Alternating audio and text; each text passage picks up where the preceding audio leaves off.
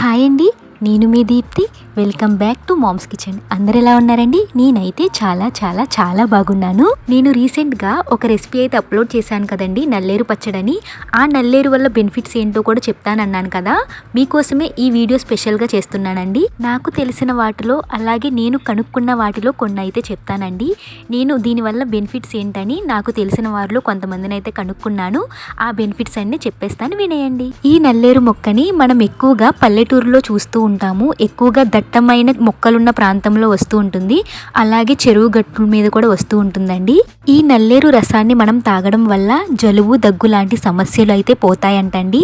అలాగే మోకాళ్ళుకి గుజ్జు పట్టాలంటే కూడా ఈ నల్లేరు కాయలను ఎక్కువగా తింటూ ఉంటారంట. నల్లేరులో calcium, vitamin C, vitamin B, అలాగే క్రోమియం ఇలాంటివి ఉండడం వల్ల మన ఎముకలు ఎక్కువగా దృఢంగా ఉంటాయంటండి. నడుము నొప్పి లాంటి సమస్యలు కూడా పోతాయంట. అలాగే ఎముకలకి శక్తిని కూడా ఇస్తుందంటండి. ఈ నల్లేరు పీచు పదార్థం అండి. పీచు పదార్థాన్ని మనం ఎక్కువగా తీసుకోవడం వల్ల హెల్త్ అయితే చాలా బాగుంటుంది. నరాల వీక్నెస్ లాంటి సమస్యలు కూడా ఏమైనా ఉంటే పోతుందండి. ఈ నల్లేరు కాయలు కొంచెం దురదగా ఉంటాయండి. ఇవి కోసేటప్పుడు ఎప్పుడైనా కూడా మన చేతులకి ఆయిల్ అప్లై చేసుకుని కట్ చేయడం వల్ల చేతులు అనేవి దురద రావు. ఎప్పుడైనా కట్ చేసేటప్పుడు చేతులకు ఆయిల్ రాసుకుని కట్ చేసుకోండి.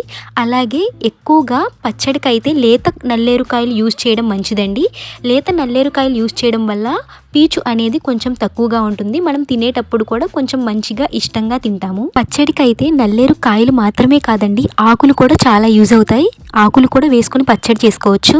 ఇంతేనండి, నాకు తెలిసిన బెనిఫిట్స్ అయితే ఇవి. మీకు కూడా ఏమైనా తెలుసుంటే కింద కామెంట్ చేయడం మాత్రం మర్చిపోకండి. చూసారు కదండి, ఇలాంటి మొక్కలు మన పక్కనే ఉంటూ ఉంటాయి, కానీ ఇలాంటి వీటిని మనం ఏమీ పట్టించుకోము. వీటి వల్ల ఎన్ని ఆరోగ్య ప్రయోజనాలు ఉన్నాయో మీరే చూసారు కదా. ఇలాంటి మరిన్ని వీడియోస్ కోసం మన ఛానల్ని ఫాస్ట్గా సబ్స్క్రైబ్ చేసేయండి.